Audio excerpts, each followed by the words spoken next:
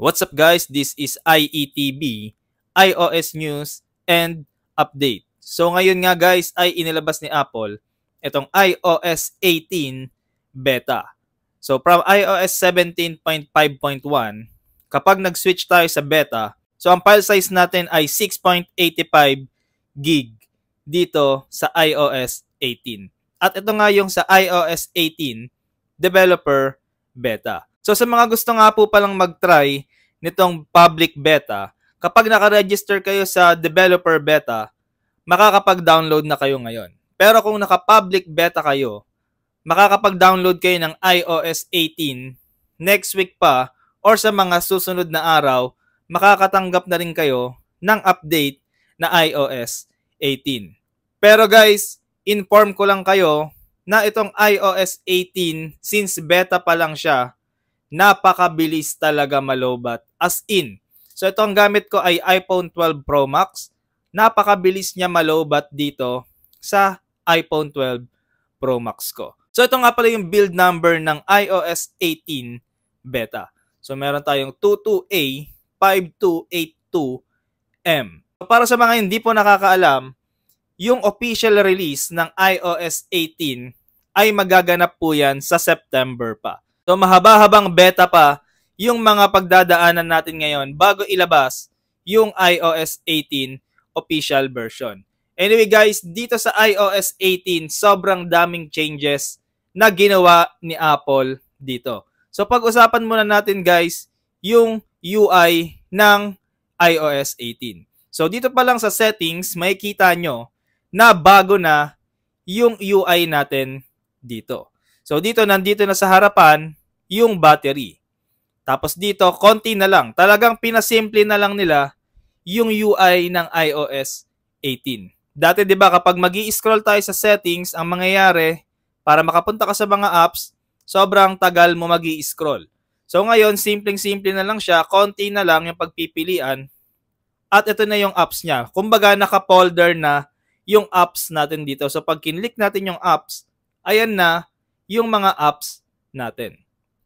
So dito na natin siya makikita lahat. Hindi na katulad ng dati na nasa labas siya at sobrang tagal mo pang magsaswipe dahil nga sobrang daming nakalagay dito sa settings natin. So ngayon, ginawa na lang nilang simple yung ating settings. At isa pa guys, ito, bago na rin yung mga icon ng ating settings. So ito, meron na rin silang ganito, meron na silang note na manage your overall setup and preference for iPhone such as software updates, device, language, CarPlay, AirDrop, and more. Sa general po yan. So every form or every settings na pipiliin mo, for example, accessibility, meron silang nakasulat kung alin or kung ano-ano yung makikita mo sa settings na yon. So speaking of settings, meron pong bago dito sa accessibility. So punta tayo sa accessibility and itong eye tracking. So itong eye tracking guys, ito yung isa sa feature na bago kay Apple. So na-testing ko na siya pero hindi ko pa siya mapagana. Hindi ko alam kung bug ba or may mali lang sa pag-set up ko. So sa susunod na mga video ko guys, ipapakita ko sa inyo kung paano talaga gagana itong eye tracking. So sa ngayon, hindi ko muna siya i-demo pero isa to sa bago dito sa iOS 18. So next guys na mga bago dito ay yung sa home screen. So sa wakas, after ng ilang taon, pwede na nating i-customize itong home screen natin. So dito sa home screen natin guys, pwede na natin or malaya na tayong ilagay kahit saan yung application natin. For example, ito. So pwede na natin siyang ilagay dito. Ayan. So pwede na rin dito. So bahala ka na kung saan mo siya gusto ilagay. So katulad na siya guys nung sa Android na walang limitation. So ayan, pwede mo na siyang ilagay kahit dito sa baba. And then itong icon na to, ayan.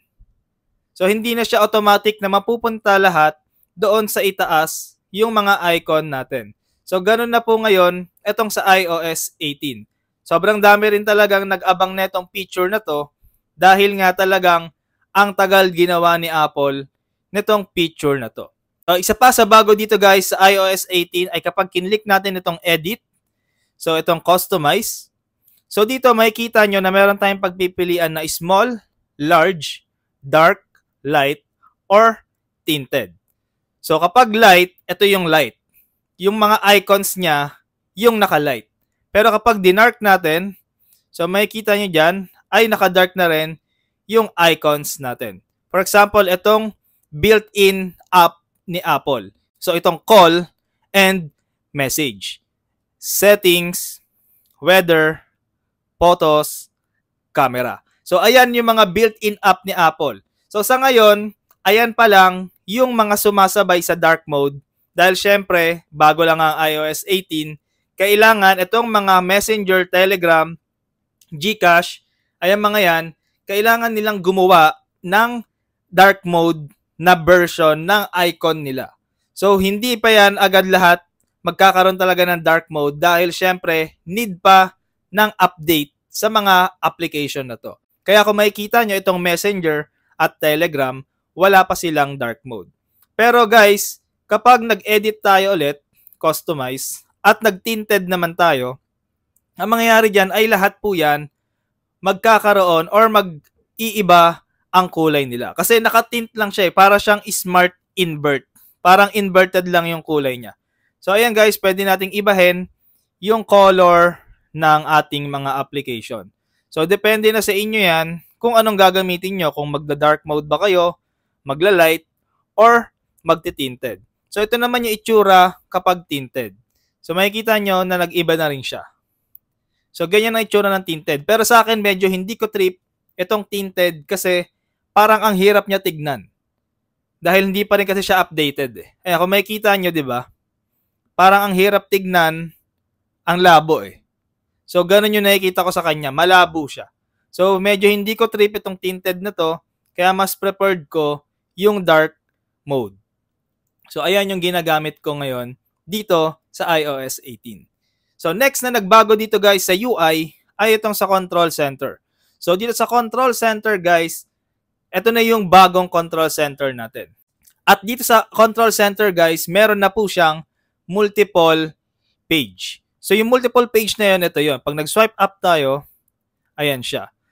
So depende sa inyo kung papaano nyo ilalagay or i-design itong control center nyo. So para makapag-design kayo sa control center nyo, click nyo lang itong add button na to or plus icon. At ayan, pwede ka nang mag-add control.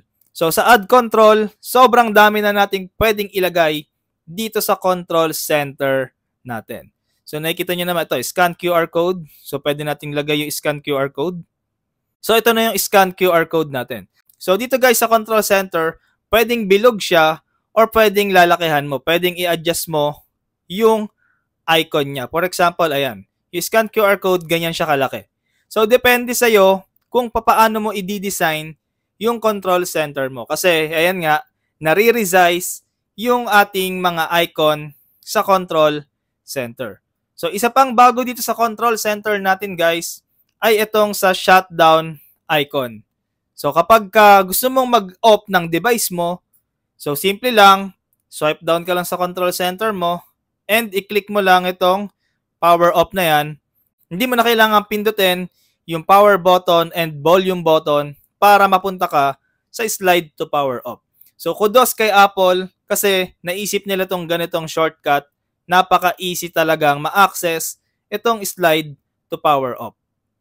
Isa pa sa useful feature na bago dito sa iOS 18 ay yung sa pag-lock ng apps. So para ma-lock natin yung apps, for example, itong sa Photos app natin. So para ma-lock natin, i-hold lang natin yung application. And ito, may makikita kayong required Face ID. So ito guys, i-click natin itong required Face ID. So ito, require Face ID and i-scan niya yung ating Face ID.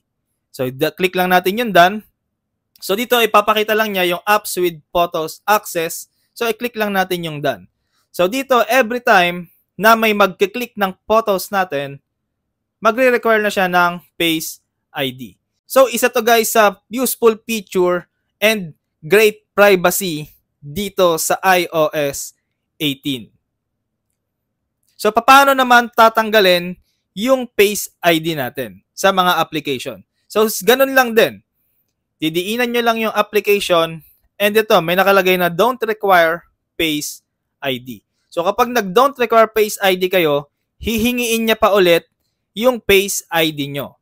Kaya, talagang secured yung device natin. Kasi, kung halimbawang may makikigamit, hindi nila mabubuksan yan kahit mag-don't require Face ID sila, hindi pa rin nila mabubuksan basta't hindi nakaregister yung Face ID nila sa device nyo. Meron pang isang feature dito sa iOS 18. Ito naman yung hide application. So, dito sa require Face ID, ito rin siya. So, pag kinlik natin yung require Face ID, meron nakalagay dito na hide and require Face ID. So, ang mangyayari dito guys ay mawawala siya dito sa home screen natin at mapupunta siya sa app library natin. So, i-demo ko siya sa inyo. So, require Face ID, hide and require Face ID. So, hide up natin itong messenger natin. So, ayan, makikita nyo na nawala na siya sa home screen natin and nandito na siya ngayon sa library. Ito yung app library natin. Ito yung hidden natin. So, yung mga hidden app natin, hindi siya mabubuksan or hindi siya makikita hanggat hindi po nade-detect yung Face ID natin. So, ito pong mga hidden app natin, hindi yan makikita kapag hindi po nag-unlock yung Face ID natin or nag-require yung Face ID natin. So, ito, i-click ko yung hidden. So, makikita nyo na nag-require siya ng Face ID and lumabas na kung ano yung application na nasa hidden folder natin. So, isa to guys na naman sa napaka-useful at talagang swabing privacy na hatid sa inyo ng iOS 18. Talagang napakaganda guys ng iOS 18 ngayon. Yun nga lang, since first beta pa lang siya, talagang nakaka-experience talaga ako ng sobrang bilis niyang malobat. So, isa pa guys sa bago dito sa iOS 18 ay yung game mode. Yung game mode guys, ayan, para to sa mga gamers syempre. So, ang ginagawa ng game mode ay i-decrease niya or ita-turn off niya yung mga background activity para mas maging smooth yung gameplay mo. So, para mag-on yung game mode, wala kang ibang gagawin kung hindi magra-run ka lang ng game. Pag nag-run ka ng game, automatic, ayan, lalabas, game mode on. So, ayan guys, wala kang kailangang gawin, ira-run mo lang yung application or yung game at automatic nang lalabas or mag-activate yung game mode natin. So ito guys, meron din tayong bago dito sa iOS 18. Ito naman yung sa iMessage natin. So sa iMessage guys, pwede na tayong maglagay ng iba't ibang emoji dito. Or ayan, medyo may kulay na yung mga reaction natin dito. So kapag kinlik natin yung add sticker, so ayan siya. So lalabas na po itong mga sticker natin. So, ito yung mga previews natin. Ito, meron tayong Memoji dito. Ito yung Memoji natin. Ayan, so pwede na rin yung Memoji mo, gagamitin mo. Actually, matagal na to Medyo in-improve lang nila yung sa iOS 18 natin. So, isa pa sa useful feature dito na binago rin nila is itong kay Siri. So, dito kay Siri, medyo na-improve na rin nila yung Siri dito sa iOS 18. So ito guys, makikita nyo na in-improve na rin talaga nila si Siri. So for example, yung UI din ng Siri natin. Hey Siri, what is the weather today in Manila? Expect some clear skies in Manila today. So yan, makikita nyo na nag-show na rin siya ng ganyan at talagang napaka-responsive niya. Ang bilis niya din mag-show ng result dito sa iOS 18. Hey Siri, what is the score of Dallas Mavericks and Boston Celtics Game 1? The Mavericks were defeated by the Celtics in Game 1 of the NBA Finals last Friday. So, ayan siya guys. Talagang napaka-useful or napaka-responsive ngayon ni Siri. So, isa pa guys, sa bago dito sa iOS 18 ay pwede nating tanggalin yung label ng application natin. For example, itong mga application na to. So, meron siyang Asana, Bilibili. So, ayan, meron siyang label, di ba? So para matanggal natin yung label ng mga applications natin, so hold lang natin ulit yung home screen natin, then click edit, then customize. So dito may makikita tayong small and large. So click lang natin yung large para mawala na yung label ng mga application natin. So ayan na yung bagong itsura ng home screen natin. So makita nyo na nag-large na yung mga icon at nawala na yung label natin. So ayan yung ating large icons. Itong large icons guys, actually napakaganda niyan tignan dito sa iOS 18. As in maganda siya tignan. Ayan. So sa ngayon guys, ito pa lang yung mga na-explore ko dito sa iOS 18. Sa performance niya guys, okay naman siya pero medyo may nagbabag pa sa kanya. As in medyo buggy pa siya.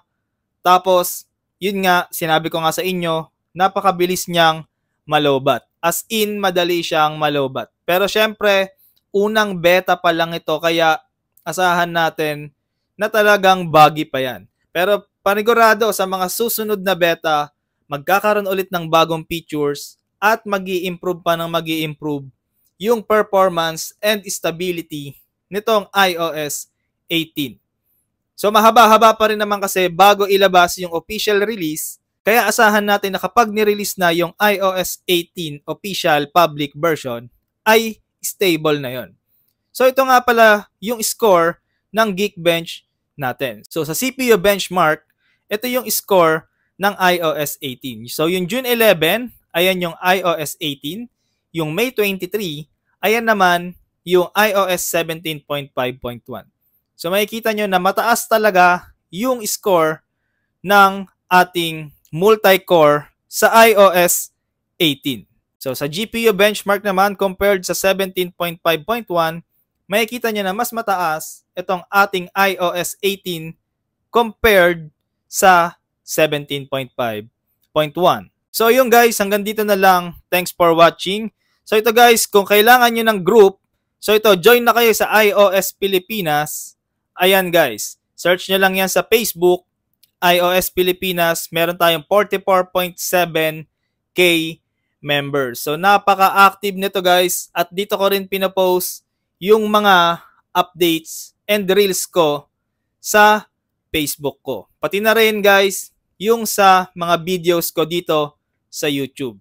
So guys, join na kayo dito sa iOS Pilipinas kung naghahanap kayo ng iOS community na active at talagang magagalang yung mga members. Kasi dito hindi namin tinotolerate yung mga bastos na members. Auto-kick yan or auto-ban sa group natin. So yun guys, follow nyo na rin ako guys sa Facebook account ko mismo. At ito guys, makikita nyo yung latest natin na iPhone tips ay iPhone tips part 35. So for more iOS contents and iPhone tips, follow me here.